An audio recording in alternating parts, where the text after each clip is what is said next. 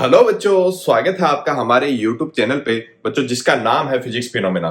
तो बच्चों, आज हम क्लास 12 का एक इम्पोर्टेंट टॉपिक है प्रत्यावर्ती धारा का वर्ग माध्यम मूल मान। ठीक है, इसकी चर्चा करेंगे। बहुत से बच्चों को हमने देखा है कि ऐसे टॉपिक में बहुत दिक्कत आती है कि सर प्रत्यावर्ती धारा का वर्ग माध्यम मूल मान निकालते कैसे हैं, इसका मान क्या होता है, क्या हमारे घरों में जो बिजली आती है क्या वह प्रत्यावर्ती धारा का वर्ग माध्यम मूल मान ही होता है। इन सारे सॉल्यूशन, इन सारी कठिनाइयों का सॉल्यूशन अब हम देंगे।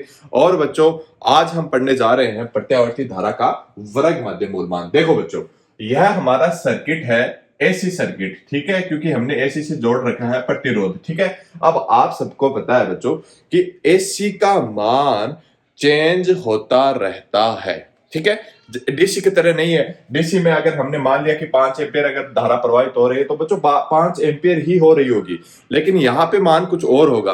तो हमने जो मान रखा है वह है प्रत्यावर्ती धारा का तात्क्षणिक मान। तो बच्चों, प्रत्यावर्ती धारा का तात्क्षणिक मान क्या होता है, हम इसको लिख सकते हैं तात्क्षणिक, क्योंकि यह किसी पर्टिकुलर टाइम में बता रहा है। ठीक है, तो तात्क्षणिक मान होता है आई बराबर आई नॉट साइन ओमेगा टी। इतना याद रखना। अब देखो, मेन टॉपिक पे चलते हैं, प्रत्यावर्ती धारा का वर्ग माध्यम मूल मान। ठीक है, हम सबसे इजी चीज बता रहा हूं मैं, इसकी जो नाम है, इसका नाम है, इसी से हम पूरा डेरिवेशन कर डालेंगे, इसके नाम से हम पूरा डेरिवेशन कर डालेंगे। ठीक है, तो देखो कैसे कर डालेंगे, अभी देखते हैं इस चीज को।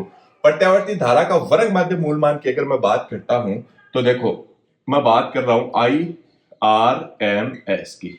आई आर एम एस, इसको मैं लिखता हूं प्रत्यावर्ती धारा के वर्ग माध्यम मूल को आई आर एम एस से लिखता हूं ना।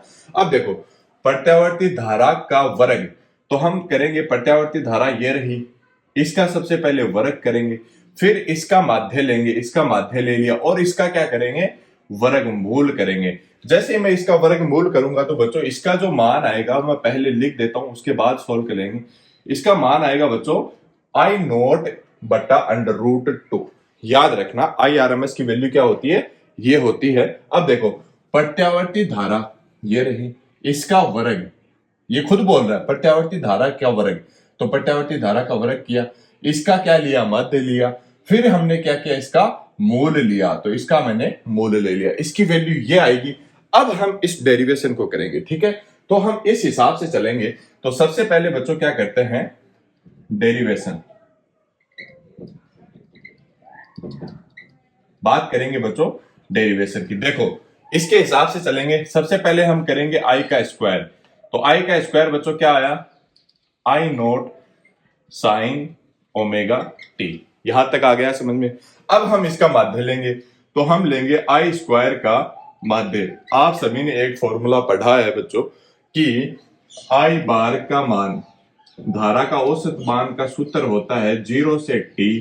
ठीक है, 0 से T I note sine omega T बट्टा बट्टा क्या होगा, इंटीग्रेशन ऑफ 0 से टी और dt। यह वैल्यू हमने पढ़ी है, लेकिन यहाँ पे माध्य किसका ले रहे हैं, आई स्क्वायर का, तो इसका स्क्वायर हो जाएगा। तो इसका स्क्वायर बच्चों ये होगा ना, I square I naught square sine square omega T. आगे बात समझ में। तो ये मान उठा के यहां रख देंगे। ठीक है, ये मान उठा के इस फॉर्मूले में रख दो, या फिर ये बोल रहे हैं इसका माध्य ले रहे हैं तो इसका माध्य लेंगे, तो इसकी जगह बच्चों ये रख देंगे। ठीक है, तो रखो इंटीग्रेशन ऑफ 0 से टी, ये मान उठा के रख दो बस, 0 से आई नोट का square sine square omega T, और बट्टा में बच्चों क्या आएगा, इंटीग्रेशन ऑफ 0 से टी dt। बस आपका काम हो जाएगा, आपका काम बच्चों यहीं पे हो जाएगा। देखो हमने क्या किया, हमें निकाल रहे हैं प्रत्यावर्ती धारा का वर्ग माध्यम मूल मान। तो आई आर एम एस की वैल्यू निकाल रहे हैं, जैसे इसने बोला है वैसे हमने किया है। इसकी वैल्यू ये आती है, ये बात की बात है ना। अब हम क्या करेंगे, सबसे पहले आई स्क्वायर करेंगे। आई स्क्वायर की वैल्यू ये रही, क्योंकि हमने आई क्या ले रखा है, ये रहा, आई स्क्वायर की वैल्यू ये रही। अब इसका माध्य लेंगे, तो माध्य लेंगे तो ये फॉर्मूला हमने पढ़ा है ना। मैं अभी इसको हटा देता हूं क्योंकि आपको फॉर्मूला बता रहा था मैं। जैसे मैं इसको यहां पे रखूंगा, अब देखो सिर्फ 2 लाइन का सवाल है, सिर्फ 2 लाइन में खत्म कर देंगे। ठीक है, अब देखो आई बार स्क्वायर, आई स्क्वायर बार है ना, और इसका क्या करना है, वर्गमूल। ठीक है, वर्गमूल बाद की बात है, सबसे पहले आई बार के स्क्वायर की वैल्यू निकालते हैं, वर्गमूल हम लास्ट में कर लेंगे ना। तो आई नोट स्क्वायर बाहर ले लेंगे, आई नोट स्क्वायर बाहर लेंगे, बचा क्या, ये इंटीग्रेशन बचा साइन स्क्वायर ओमेगा टी बचा। तो इंटीग्रेशन ऑफ 0 से T sine square omega T dot D T. आ गई बात समझ में। और यहां से 0 से टी और डी टी। हो गया आपका सवाल, इतना ही है बस। ठीक है, अब आप कितनी गणित लगा लो, कितनी मैथ लगा लो, हम यहां पे इसको सोल्व कर देंगे। अब बच्चों याद रखना integration of sine square omega T dot D T 0 से टी, इंटीग्रेशन ऑफ 0 से टी डी टी, इसकी वैल्यू होती है 1/2।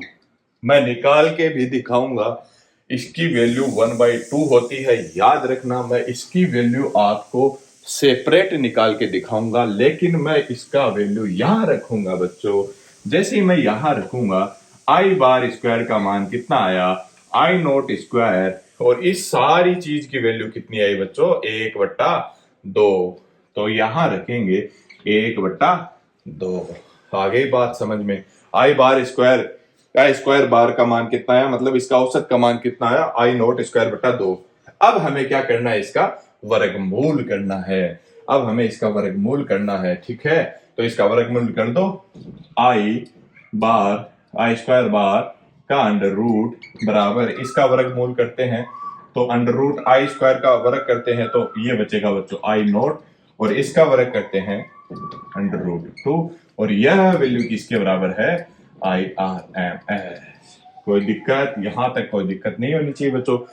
बस यही तो था। अब आप बोलोगे सर आपने तो शॉर्टकट कर दिया।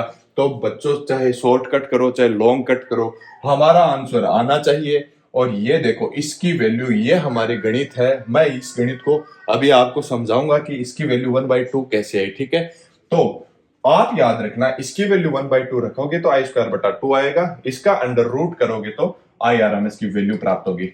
अब याद एक चीज और रखनी है आपको, हमारे घरों में जो आती है वह बिजली IRMS होती है। हमारे घरों में आने वाली बिजली IRMS होती है, ठीक है। यह इसका छोटा सा डेरिवेशन करके बता रहा हूं मैं।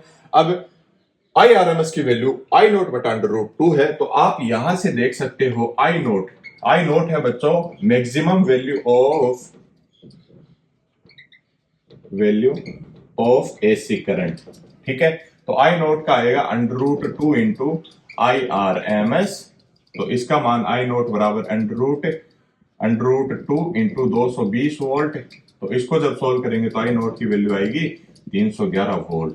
तो हम कह सकते हैं AC ज्यादा खतरनाक होती है DC की 220 वोल्ट से, AC ज्यादा खतरनाक होती है। ये अलग बात है ना। तो बच्चों यह जो टॉपिक है हमने जो सोल्व किया है वह बस इतना याद रखना है, इसको मैं हटा रहा हूं, एक बार आप देख लो कि आई नोट का स्क्वायर किया, फिर इसमें मान रखा, फिर इसका सॉल्यूशन किया, और इस चीज का मान कितना है, 1/2 है, ठीक है। तो ठीक है बच्चों, अब आपको कोई दिक्कत इस टॉपिक पे तो नहीं होनी चाहिए।